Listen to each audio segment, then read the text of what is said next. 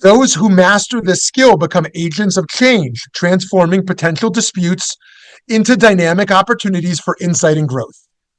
In families and friendships, disagreements can happen when people have different expectations, values, or misunderstandings.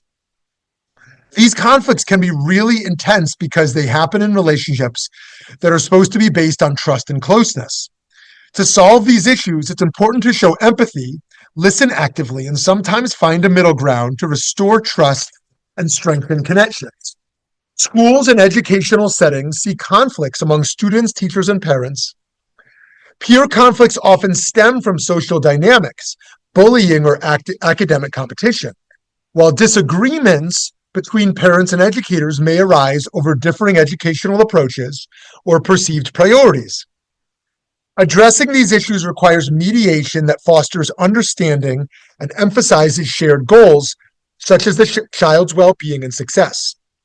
On a larger scale, countries experience conflicts over resources, ideologies, and borders. International conflicts are perhaps the most complex, involving power dynamics, historical grievances, and cultural misunderstandings. These often require skilled diplomacy, dialogue, and sometimes global cooperation to prevent escalation and promote peace. Recognizing and addressing these varying types of conflict allows for constructive engagement and opportunities for growth and resolution. Here I want to make a plug for our VBM lecture tonight with Yossi Klein Halevi on post-October 7th, how everything changed, and how we're in a post-Holocaust era, and how do we think about peacemaking in this new era. Indeed, far from being a purely destructive force, conflict represents a complex interplay of human perspectives, emotions, and underlying needs. At its core, constructive conflict resolution is an act of understanding, a delicate dance of communication that transforms potential confrontation into an opportunity for mutual growth and deeper connection. Empathy stands at the cornerstone of this transformative approach. It's not merely a passive emotional response, but an active, intentional process of creating genuine understanding. When we truly listen to another person, we suspend our immediate judgments and create a mental and emotional space that allows different perspectives to coexist. This approach requires extraordinary courage, the willingness to step outside of our own narrative and genuinely attempt to understand the world through another's eyes. The strategies for navigating conflict constructively are both nuanced and powerful. Active listening emerges as a critical skill, far more complex than simply hearing words. It involves a complete engagement with the speaker, reflecting back their experiences, asking clarifying questions, and demonstrating a profound curiosity about their underlying motivations. In a healthy relationship, respect and partnership extend beyond day-to-day interactions to moments of conflict and disagreement. When both individuals approach disputes with an open mind and a willingness to prioritize the relationship over ego, they transform challenges into opportunities and growth. This collaborative mindset fosters resilience as both partners feel united in overcoming obstacles together. Compromise, in this context, becomes less about conceding and more about co-creating solutions that honor the needs of both parties. Moreover, balanced relationships recognize the ebb and flow of life's demands, adapting to the changing dynamics of work, family, and personal goals. Partners who are attuned to each other's shifting responsibilities and emotional capacities demonstrate a deeper understanding of equitable contribution. This flexibility strengthens the bond, ensuring that neither partner feels overburdened or undervalued. Ultimately, such adaptability and mutual respect build the foundation for a relationship where both individuals can thrive individually and together. Reframing represents another crucial technique in this approach. Instead of viewing conflicts as zero-sum competitions where one side must win and another lose, we begin to see them as opportunities for collective problem solving. This mindset shift is revolutionary.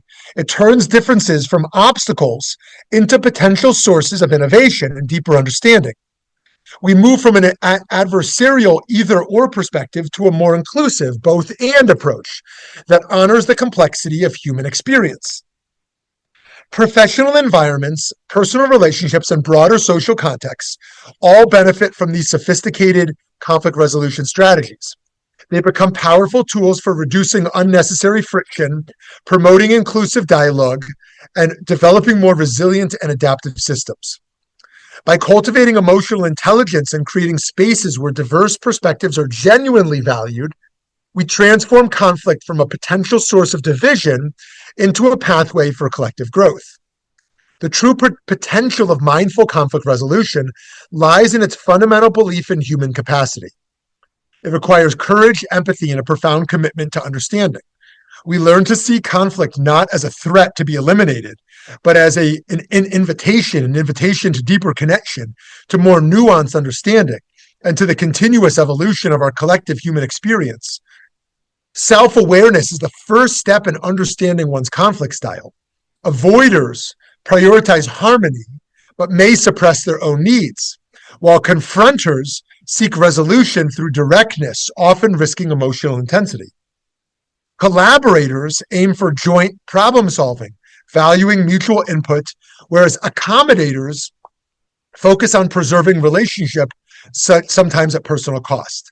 Right? So I named 4 groups there: the avoiders, the confronters, the collaborators, and the accommodators. It's good to think about which one of those we are, or if we believe in the 4 children, maybe we're all 4 at different times. These tendencies are not static. They are adaptive tools that can be shaped and refined through intentional effort and reflection. Empathy serves as a transformative bridge between these differing styles. It's not just an emotional response, but a profound capacity to step into another's perspective. Neuroscientific insights show that empathy activates mirror neurons, helping us resonate with others' emotions. This biological connection reframes conflict, shifting it from adversarial encounters where we want to fight or flight to collaborative dialogues where listening and understanding replace assumptions and defensiveness. Effective empathy in conflict requires active participation, listening deeply, asking thoughtful questions, and providing a safe space for vulnerability can uncover the unmet needs and hidden emotions fueling disagreements. Moving from defensiveness to curiosity enables individuals to transform confrontations into opportunities for understanding, fostering deeper connection and personal growth. I was just listening to a podcast about a recent book called Radical Listening, The Art of True Connection, where the authors discuss how one needs to make sure their own needs are met before they can be fully present to others and co-create meaning together. What else can one do to show up in conversations with people with different interaction styles and be empathetic, curious, and positive? And how can one still hold one's own values in a disagreement while still truly listening? The goal perhaps is not to be a quiet sponge, but an active listener, even cutting off the speaker, some suggest, sometimes, if necessary to truly understand them, they suggest. As opposed to viewing cutting someone off as being rude, it can be viewed as active engagement when done properly. But the most important factor that they say for radical listening is to discover one's full intention going into the conversation. Is my intention in this conversation to validate, to debate, to connect with the person?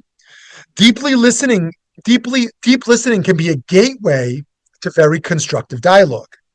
Conflict, when navigated thoughtfully, becomes a catalyst for stronger bonds and shared progress. Differences, instead of being divisive, can enrich relationships and generate innovative solutions. In families, workplaces, and society at large, embracing empathetic conflict resolution cultivates a relational environment that values diversity and mutual respect. This transformative approach demands courage to move beyond comfort zones, suspend judgments, and acknowledge the shared humanity underlying our differences. It isn't about resolving every disagreement, but about creating a space where opposing views coexist and inspire greater collective insight. In this, conflict is no longer a barrier, but a bridge to growth and connection. The endeavor, however, is not without challenge. Deeply ingrained habits of defensive communication and the instinct to protect one's perspective create resistance. Yet the perseverance unveils remarkable insights. The most profound breakthroughs emerge from the tension between differing viewpoints. When we approach conflict as a collaborative process, it transforms into a space where empathy and innovation thrive. Conflict management literacy begins as a cognitive mapping process where individuals develop a comprehensive understanding of the complex terrain of human interactions. This foundational knowledge is akin to learning a new language, not just of words, but of emotional vocabularies, communicative strategies, and psychological dynamics. At its core, literacy involves developing a nuanced awareness of how conflicts emerge, how they escalate, and how they can be constructively addressed. It requires cultivating a multidimensional perspective that recognizes conflicts as intricate systems rather than simple linear confrontations. Emotional intelligence represents the heart of conflict management literacy. This goes beyond merely recognizing emotions. It involves developing a sophisticated capacity to understand the underlying emotional currents that drive human behavior. Individuals with high emotional intelligence can navigate conflicts with remarkable precision, recognizing that emotions are not obstacles to resolution, but crucial signals that communicate deeper needs, fears, and expectations. They learn to distinguish between surface level disagreements and the profound emotional landscapes that generate conflict, developing skills to address both the manifest and latent dimensions of interpersonal personal tension. The transition from literacy to fluency in conflict management represents a profound personal transformation. While literacy provides the theoretical framework and initial tools, fluency emerges through consistent practice, reflection, and adaptive application. Think of it as the difference between knowing grammatical rules in a foreign language and being able to engage in nuanced, spontaneous conversation. Fluent conflict managers can read subtle emotional cues, improvise communication strategies in real time, and create constructive pathways forward, even in highly charged situations. Fluency in conflict management demands more than technical skills. It requires a deep understanding and contextual nuance. Different environments, cultural contexts, and interpersonal dynamics demand flexible, responsive approaches. A fluent conflict manager becomes like a skilled navigator, able to adjust their approach based on the scientific terrain they're traversing. They understand that no single strategy works universally, and they develop a rich repertoire of communication techniques, emotional regulation skills, and problem-solving approaches that can be dynamically deployed. You know, some people suggest that the governmental system, the parliament system, the Knesset system of Israel is less democratic than our American system. But some people suggest the opposite. It's actually more democratic. If you think about in America, to hold the Republican Party together, to hold the Democratic Party together, there's sometimes tensions, but most people in the party are party loyalists. You get a few party outliers, but you don't usually survive as a party outlier, right? Over there, you have to figure out how to hold a coalition of over 60 seats together, of Haredim, sometimes of Arabs, sometimes of liberals or centrists, sometimes of religious Zionists, and to figure out how do you hold a coalition together of very diverse parties is a whole different navigation. And otherwise, your coalition collapses. I mean, imagine in America if a party couldn't pull it together, it collapsed. I mean, that would be a nice thing sometimes, right? And you call for a new election. So, yeah, that would be an interesting debate to have, whether we view it as, which better represents the will of the people. On the other hand, you might say you've got to win more of a majority in America, right? Where there, the prime minister elected might have only won, less than a quarter of the popular vote, and so yes, they pulled together a coalition that represents more than half, but the actual leader was not, didn't win majority. In any case, the ability to comprehend the Gordian knot, conflict management, literacy, and fluency is a journey of personal growth and collective understanding. It represents a commitment to seeing conflict, not as a threat, but as a potential source of learning, connection, and transformation. By developing these skills, individuals not only become more effective at resolving immediate disputes, but also contribute to creating more resilient, empathetic, and communicative social systems. The most advanced practitioners of conflict management understand that their work is not just about resolving individual conflicts, but about gradually reshaping how human beings relate to difference, challenge, and mutual understanding. By the way, lest I sound overly wishy-washy, let me be clear in my view, and I invite you to push back. There's times when just get divorced, right? You can't manage the conflict. Yes, it might be that 98% of legal cases or something like that get resolved outside of court, but sometimes you got to go to trial, right? It might be that diplomacy can work most of the time, but sometimes you got to go to war, right? So I want to make clear, like, I do think there are our society needs so much more nuance and sensitivity to resolving conflicts in peaceful ways. And there's times to separate from the sibling. There's times to get divorced. There's times to go to war. There's times to, quit the job. There's times to go to trial. So, I don't want to be naive. Anyways, developing conflict management skills is a profound voyage of self-discovery and interpersonal understanding. It begins with becoming an intimate observer of your own emotional landscapes, tracking the subtle ways you respond to disagreement and tension. This self-awareness is not about harsh judgment, but about cultivating a compassionate, investigative approach that allows you to recognize your default conflict management strategies and gradually expand your emotional repertoire. The core of effective conflict management lies in creating a deliberate space between emotional impulse and response. When conflict arises, practice the radical act of pausing, taking a deep breath, and asking transformative questions. What am I truly feeling? What underlying need might be driving my reaction? What might the other person be experiencing?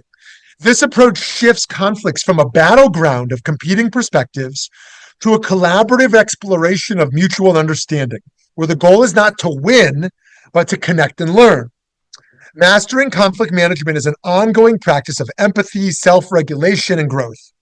It requires developing skills of deep listening where you hear not just words, but the emotions behind them.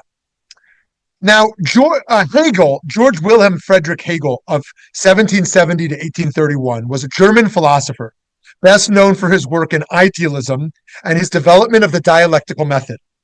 His ideas emphasize the process of history, thought, and reality unfolding through contradictions and their resolution. Hegel's philosophy is foundational to understanding conflict in a deeper, more generative sense. Perhaps not the most flattering picture of him, or art. I guess it's artwork, probably, but I'm not sure. Is that picture or art? I think it's art. Or is it AI? He proposed that conflict, rather than being a disruptive or destructive force, plays a vital role in progress and transformation.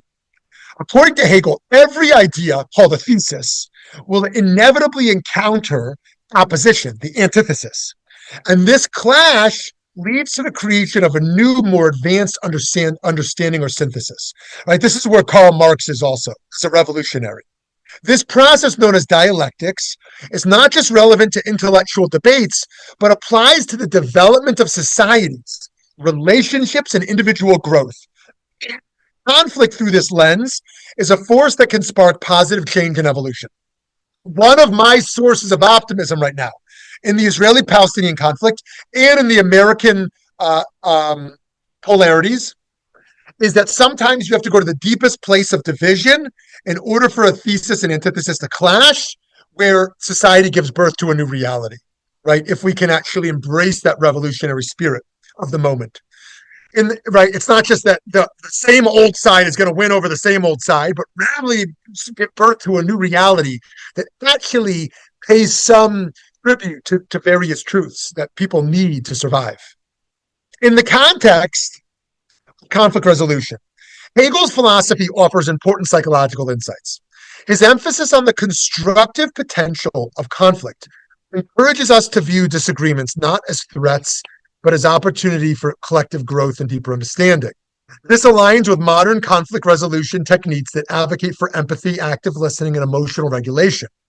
Rather than seeking to avoid or suppress conflict, we can learn from it and use it as a means to transform society. Hegel's work invites us to embrace conflict as an integral part of human interaction and personal development. By understanding conflict as a generative force on a macro level, we can approach it with greater resilience, creativity, and insight. His perspective challenges us to reconsider our default responses to disagreements, moving from avoidance or defensiveness towards a mindset that seeks transformation and deeper connection. This reframing is crucial in building healthier, more adaptive ways of relating to both personal and societal conflicts. What he's referring to here, or I don't know what he's referring to. What I don't think I'm referring to here is that family member of ours who is so stubbornly myopic that we just go and embrace this conflict every time we get together. No, maybe we should just not go there. Maybe we should cut off some friendships. Maybe we should have family relationships that we don't talk politics, because it's like that's not the conflict that's going to heal society. We're looking at a macro level of how a society engages. So Hegel's theory of the dialectic is especially important in the psychology of conflict because it stresses the necessity of confronting opposing viewpoints on a macro level. When we engage in conflict, particularly with people and groups of people who hold these divergent opinions or experiences and have still an openness to them, we're not simply trying to win the argument, but to contribute to a broader, more comprehensive synthesis. This insight encourages a more collaborative approach to conflict, one that values diverse perspectives and fosters growth rather than division. Furthermore, Hegel's view on the role of conflict in human relationships is relevant to resolving disputes in a way that strengthens bonds rather than weakens them. Of course, we can't always be perfect, and sometimes we end up in conflict with ourselves. This is called cognitive dissonance, a term that refers to the mental discomfort that arises when our own beliefs, values, and actions are in conflict with one another. This internal struggle occurs when we find ourselves grappling with two opposing thoughts or when our actions contradict our core beliefs. For instance, consider someone who champions environmental sustainability but frequently uses disposable plastics, or a person dedicated to fitness who still engages in unhealthy habits. These scenarios illustrate the fertile ground for cognitive dissonance, leading to a lingering sense of discomfort that seeks resolution. Right? For some people, it's really hard for them to both vote Democrat and disagree with something Democrats stand for. That shouldn't be difficult. But for some people, like, they're so torn, like, to actually disagree or to be a part of a religious denomination, but have something halachically, theologically, ideologically that they disagree with. Like, I'm a proud Reform Jew, but I think Reform is wrong about this. Or I'm an Orthodox Jew, and I think Orthodox is so wrong about this. For some people, they just can't get there. They're just party line people, right? But for those of us who live with cognitive dissonance, right? I'm a Zionist, and I don't like this Israeli policy, right? I love America, okay. And here's something about American culture I'm critical of. If it's like that, and I'm like that, you might sometimes find yourself in an anomaly because it's surprisingly rare that people are able to live with this. Our minds are so skilled at devising strategies to cope with this internal discord. We often engage in mental gymnastics, justifying, downplaying, or even denying the contradictions we face. A smoker might minimize the dangers of smoking. Stressed out employee may convince themselves that their hectic lifestyle is just part of the job. Or someone in a stagnant relationship might create elaborate reasons to stay. These behaviors are not simply acts of self-deception. They're intricate psychological defenses aimed at preserving our senses of identity and emotional well-being. Navigating these internal conflicts requires a deep commitment to self-reflection and honesty.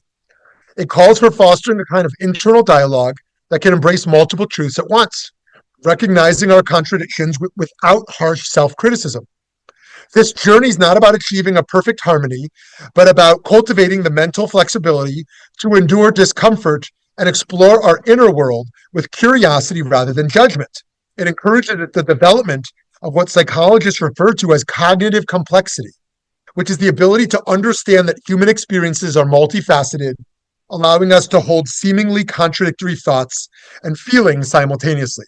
Okay, all of that was Torah, but now to explicitly talk Torah, the concept of machloket, disagreement in the Talmud, is celebrated as a foundational element of Jewish intellectual and spiritual tradition. Far from being seen as a threat, Machloket is embraced as a pathway to deeper understanding and a means of uncovering truth. At its core, Machloket acknowledges the diversity of human thought and the richness that comes from engaging with multiple viewpoints. This approach is not just about resolving disputes, but about fostering growth through the process of questioning and debate.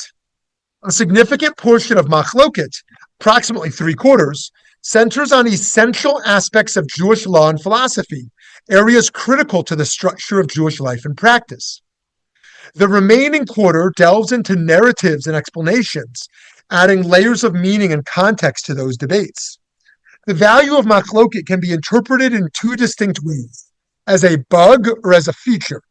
Viewing it as a bug implies that disagreement is a flaw, creating ambiguity and obstructing a clear path to truth. On the other hand, seeing it as a feature embraces the idea that disagreement is an intentional and constructive aspect of Jewish intellectual framework. This perspective recognizes the clash of ideas can lead to refined insights and greater wisdom. By framing Machloket as a feature rather than a bug, Judaism underscores its commitment to intellectual dynamism and collective growth. Through respectful and structured debate, individuals and communities explore complex issues. This process is not about winning, but about achieving new levels of understanding. The practice of Machloket also reinforces the idea that truth is multifaceted. The Talmud in Brachot 64 states, sages increase peace in the world. On the surface, this appears paradoxical, given the arguments among sages. The Talmudic tradition has always celebrated the art of machloket, scholarly disagreement, that not as a battlefield where ideas clash destructively, but as a sacred ground where wisdom is cultivated. Every sage brought their unique lens, shaped by personal experience, inherited traditions, and individual insights. Their debates were never about winning. Well, sometimes they were, but mostly not just about winning, but about illuminating the multiple facets of divine truth. Like light passing through a prism, each perspective revealed another color of understanding, transforming what might appear fractured into a luminous, complex whole.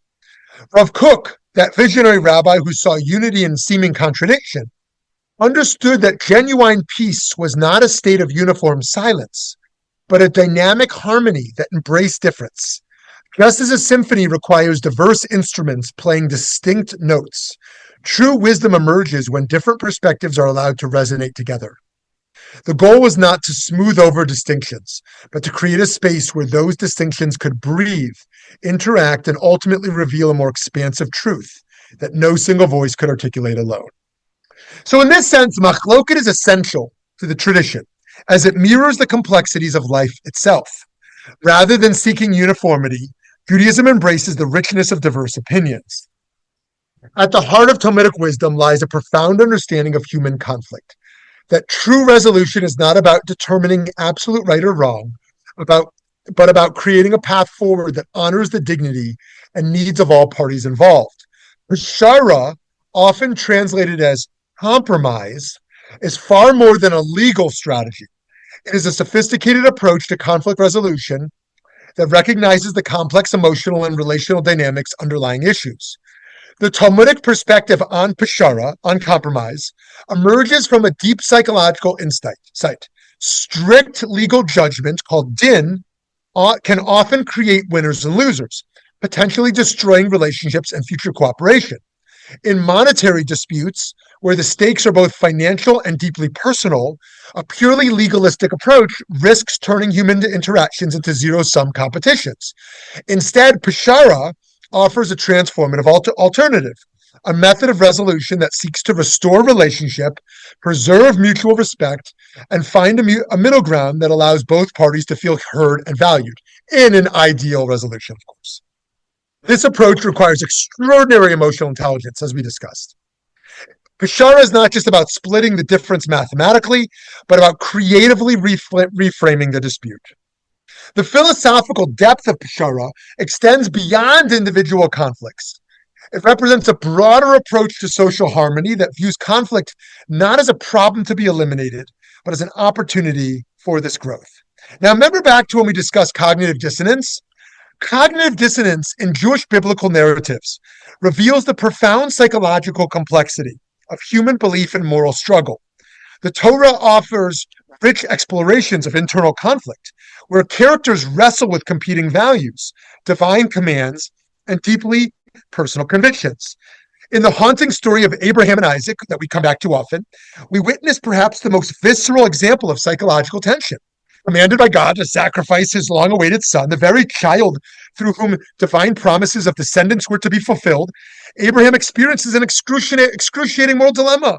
His faith demands absolute obedience while his paternal love resists the unthinkable.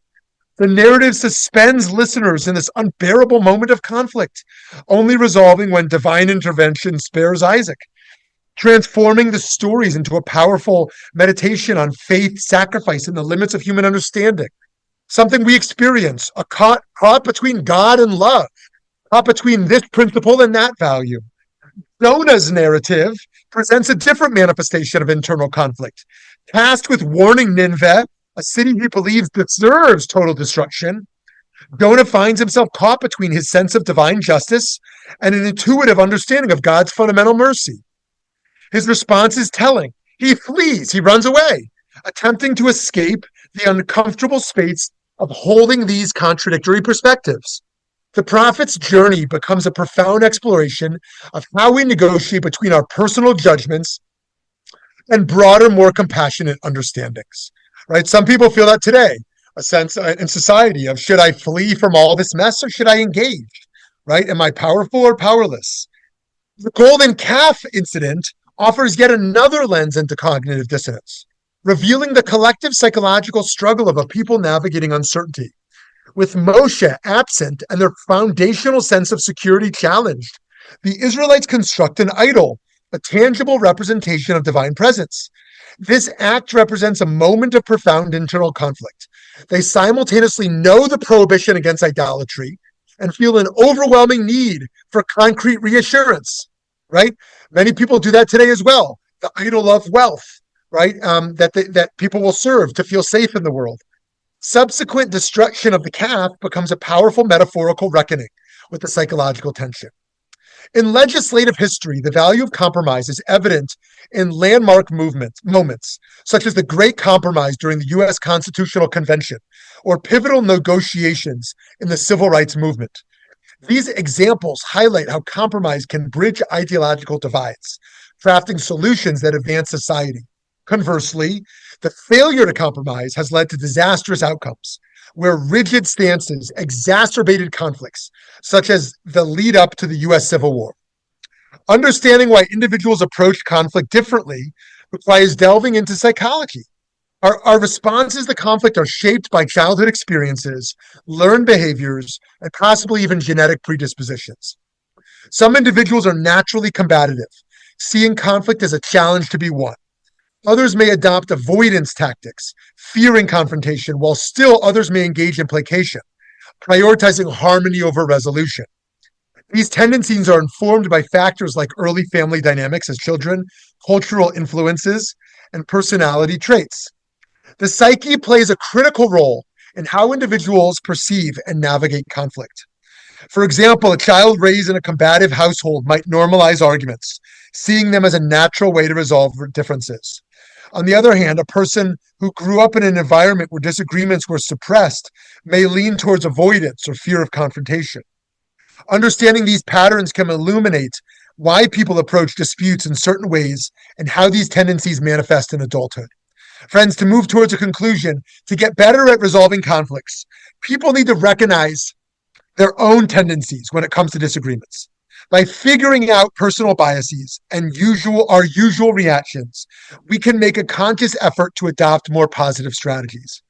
This kind of self-awareness connects with the Talmudic concept of pashara, which emphasizes that compromise involves letting go of stubborn viewpoints and truly working together to discover shared solutions. It's vital to understand machloket as not merely a challenge to overcome, but a profound ethical practice and a tool for spiritual and intellectual growth.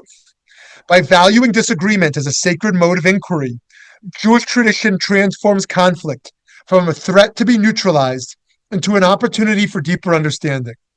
Each divergent perspective becomes an ethical invitation, a chance to expand our moral imagination, challenge our assumptions, and cultivate intellectual humility. It's through these debates that Jewish thought evolves, ensuring that the tradition remains dynamic, self-reflective, and relevant across generations, that our families evolve, that our societies evolve. This approach does not just preserve knowledge, it actively generates wisdom by creating a communal space where different voices are not just tolerated, but actively celebrated is essential to our collective pursuit of truth. Okay, dear friends, that was a mouthful. I would love to hear from you, your agreements and disagreements. Yes. Hi, Gary. Hey, good morning, everyone. Well, I agree with everything that, for the most part, what you said. Not allowed to disagree here. I'm against it. Okay, I disagree. But the issue that I have, because we've all had conflict, and we all, I think, all grow as we get older about how to deal with conflict and issues in family and business and what have you. The issue that I have is how do you deal with conflict when two people or two groups of people have completely different truths? You know, Orthodoxy and progressive Judaism, Catholicism or Christianity and Judaism, or Hinduism, and what we see now in politics, where there are different truths. You know, we have a rise of anti-Semitism in this country and around the world, and because it's from different truths. I'm not convinced that you could sit down and deal with somebody who has a totally different belief system or truths. Remember, Trump said there's more than one truth, I think, in his first term. Or Fox said that, or somebody said it previously, and there's only one truth. How do you sit down and negotiate when somebody comes to the table who just is a different truth? Okay, that is a great question, and I'm gonna punt the political aspect of that to the group because I think it's very interesting. When do we have to look back empirically at facts, and when do we have to challenge ideology? But let me deal with a controversial issue as it relates to religion. Now, VBM is a pluralistic enterprise, right? But what does that mean? We're pluralistic. Does that mean we're tolerant? Or does that mean we acknowledge multiple truths? Does that mean I think Reform and conservative and Orthodox Judaism are equally true? That's what VBM means to be pluralistic? Or does that mean that, okay, we're a Jewish people, we should come together, but I think my strand of Judaism is right and your strand is really kind of wrong, right? Well, so let me offer a perspective by Yitz Greenberg, kind of radical, might make some folks uncomfortable, that what if we extend it to Christianity? For some Jews, Judaism is true, Christianity is not true, right? Jesus Christ is not the Son of God, is not the Messiah, right? The New Testament is not a revelation of God, whatever the case is. But Yitz Greenberg developed a theology of dual covenants. He came to argue that Christianity is a valid revelation of God. Now, he does this as an Orthodox rabbi, right? Where he fits the Brit, he fits the covenant of Christianity into the covenant of Noah, into the covenant of Abraham, Abrahamic faiths, into the covenant of Sinai. Very controversial. But how far do we go as pluralists to validate the truth that someone else holds? Right? This is a topic of great interest to me. I'm going to pause here because I've said enough, I think. But I think it's a great topic politically and religiously around to what extent do we validate multiple truths? So, yes, yeah, Gary. Art Green said something similar to that years and years ago, where he says that there are multiple covenants of God. And we speak Judaism, Native Americans speak Native American, but the pushback is they don't believe in other issues. Christianity doesn't believe that our truth is valid. So it's one thing to say, okay, that's all hands. We all speak a different language to God, but ours is right and you're wrong. Right. Okay, good. So you are correct that the majority of traditional Christians still believe the only pathway to heaven is through Jesus Christ as their Savior, right? However, the Catholic Church did major tshuva in the 60s, Nostra Aetate, where the Catholic Church, who had blood on their hands from the Holocaust, came out and said Judaism is a valid pathway to God. They do not need conversion to Catholicism. This was a major rupture in Catholic history. Um, Lots to say about Catholics right now as the Pope passed away yesterday. I think he really got it wrong the last 2 years on the conflict. But bracketing that did incredible things for the Catholic Church over decades, in my belief. That's a different conversation. But and of course, there are progressive Christians also who have embraced a real pluralism. But you're absolutely right. And the question becomes, who's going to move first? Do we need them to first say, stop demanding Jesus is a pathway to heaven for us to make a move? Or do we make the first move and say, you know what? But here's what we're clear, something we should be so proud of. Judaism has never said you need to be a Jew to go to the next world. Judaism has always said there's a pathway for righteous Gentiles, unlike Islam and Christianity, who have said you got to be their faith to get there. That's an incredible thing about Judaism. But do we go even further and say, okay, being a good person is good, but your faith is an added benefit? That's an interesting question. All right, great point, Gary. Yes, hi, Janie.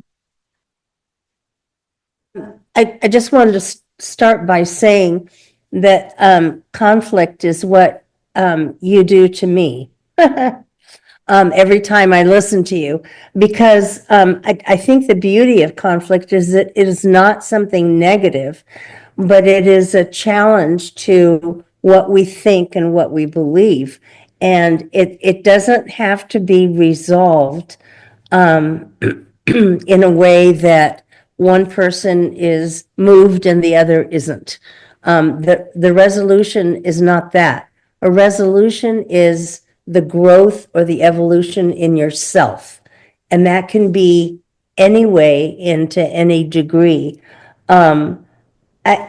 Conflict, you said, Rabbi, that conflict is opportunity. Absolutely. That's what it means. I mean, as live creatures, we need that growth. We need to change. And if there's a homeostasis, if we don't change, then we die. There has to be that growth. So conflict is something that we should be welcoming, that we should welcome in our lives and take part in. But again, it's not for I'm sorry. It is not for a resolution in which one person is right and one person is wrong. It is a resolution in which the people involved evolved and changed. Great. I love that articulation. Thank you for that. Good. I love it. So I want to briefly address something that Mara put in the chat as well. Like, if you believe God walked on earth, how can we have a real discussion? So if we view it as a binary, like, Jews reject that a man can be God, and Christians embrace that a man can be God, then it's like there's nothing to talk about. But if we view it that there's an underlying theological thrust, and the underlying theological thrust is bringing the divine down to earth. Certainly the Jews and Christians will both believe in such an idea. We want to make this world better, repair the world. We want to bring heaven down to earth, repair this world as much as possible. We want to experience spiritually the divine presence in this world. So it's true that Jews will never go as far as incarnation, right? The divinity can fully be felt within entirely within one person. But we have the concept of Tselem Elokim, that humans are created in the image of God. We have the concept of holiness within this world. There's still a similar theological thrust, even if they go further than we do. It's kind of like, someone who shares the same value as you politically, they just go go further than you want to go, right? So, okay, so we could say we're in totally different camps, or we can build around the thrust of that value, even if we land in separate spaces. So there's more to say there. But Lauren, over to you. Hi. A little bit to do with what Gary said and other things. I don't think one can hold on to two truths. I think that there's compromise. It could be, okay, I'm going to go my way. I don't like your way, but that's okay. You could do it for you. Unless what you do involves taking away my rights. You know what I mean? Like, okay, I don't agree with President Trump. I come to the border, they look at my phone, and before I know it, I'm in a concentration camp in El Salvador. That's like taking away my rights. And even now, it's really interesting. So we're in the middle of a very difficult election right now because, of course, Trump is looming over all of it, and it's who can best protect us from economic war against our country.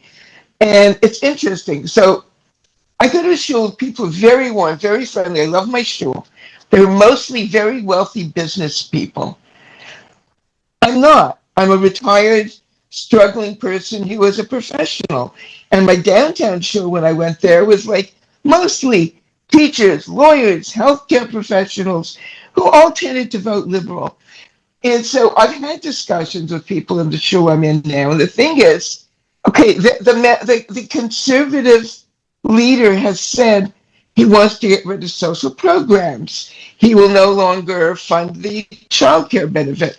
He wants to decrease pensions and all that. And if people, they like say to me, no, he didn't say it. Well, yeah, he did. Look at his voting record. And they say, well, that's not true. And I said, like, if you want that, if you really, really believe that you want to be in a society with no social benefits, fine, vote that way. But don't pretend otherwise. Just say, I want this kind of society that doesn't care about other people. Okay. But, Okay. you know? Okay, good. So yes, you're right. You're right, Lauren. So thank you. So there are these cases where there really are these two separate truths. And I mean, take for example the most strident pro-life person, right? There is no case where we can allow abortions.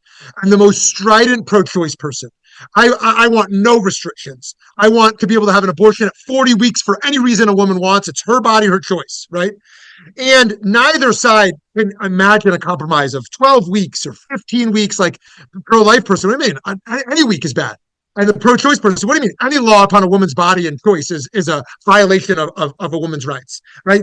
Okay, so it's a broken discourse, right? So we could try to reframe the debate beyond choice, beyond life, right? And some people might go for that. Some people might go for the notion of compromise because better to get something than nothing, right? But if all we have is that clash, like we're going to be in a really broken spot.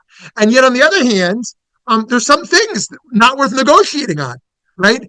There's some, I mean, if you make it personal to Jews, like what, what you want to take away, some experience of religious freedom, like which aspects of Jewish practice are we not allowed to do anymore? Like which aspects is the government going to tell us it's not a part of what we can be? So it's,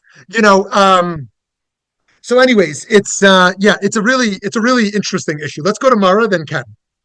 Hi, I don't mean to derail the conversation because we're talking a lot about the positive benefits of conflict.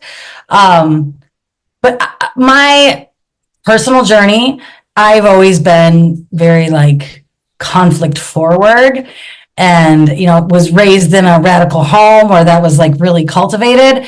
And so in my adulthood, I've practiced the art of learning when to not have conflict. I think when my mom had a heart attack, I realized that I was no longer going to argue with her about absolutely anything that didn't completely matter, right? If she's doing something dangerous, I'm going to speak up. But you know what? You can be right. Same with my little sister. Like it hurts her feelings too much. So that's been my sort of journey, has been learning to like when to not engage. It's okay. I can know I'm right. And it doesn't have to, not everyone needs to know. For me, knowing it's enough. Right. Yeah, that's a great thing to say. And I think actually I want to build on your last point just very briefly, that we need spaces to solidify our confidence in our truth. Because if we can do that and be more comfortable in our own skin and our own truths, we can do exactly what you said. We can have some spaces where we don't need to argue so much because it doesn't put us at risk, right? Like we're clear enough about our principles that we don't our identity is not at risk when someone challenges them. So yeah, thank you for that. I love that. Yes, Ken. Wow, so many topics you covered today. It's really interesting to try and contrast personal conflicts that we have, in which there is almost always an out. One can stop talking to one's sibling if the conflict gets too bad. One can divorce one's spouse. One can find a way to leave the situation and so that it's over. If there's not a way to figure out through all the tools that you talked about today, how to resolve them. Obviously, if you have a loving relationship is one of the things that my parents taught me was that keeping family together is the most important thing. Part of that was because most of our family disappeared in the 30s and 40s, and so we have very small family, and so it was really important to keep what was left of it together. In conflicts that are bigger than that, the conflict between the descendants of Southern slavery, who were Trump voters, and the descendants of Northern industrialists, which are Democratic voters today, that's a conflict that's gone back since the beginning of the Republic. We didn't manage to resolve it even after having a war that killed huge numbers of people. That didn't resolve it, and we're not going to resolve it after Trump either.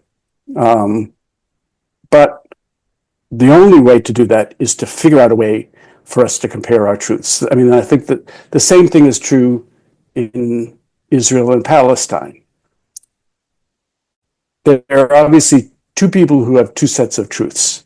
And for either side to ignore the other side's truth means that the conflict is not going to end until one side has been genocided. That's the only other solution there, because otherwise that conflict is going to continue forever. So until there's some ability in international conflicts and in national conflicts to have that real discussion that you talked about, to figure out a way how to do that, to recognize one's other truth, to recognize that it's important to listen to other people's truths, and to do that in an honest way, all we will have is war. We're feeling it here now because the war has returned to us in a very ugly way, and it's obviously been going on long before October 7th in Israel and Palestine. Yes, I think that what you remind us in the closing today is just how high the stakes are. This is at the core of so much that's happening in society right now. And the number of lives dependent on us getting this right, and being the adults in the room, to be able to articulate a vision for how we can not just be right, but foster peace in the world and help to solve problems. And it's great to have coffee with our friends and just yell out our arguments and feel really good that we're right. It's another thing to actually be on the side of trying to further connections and build bridges and help solve problems.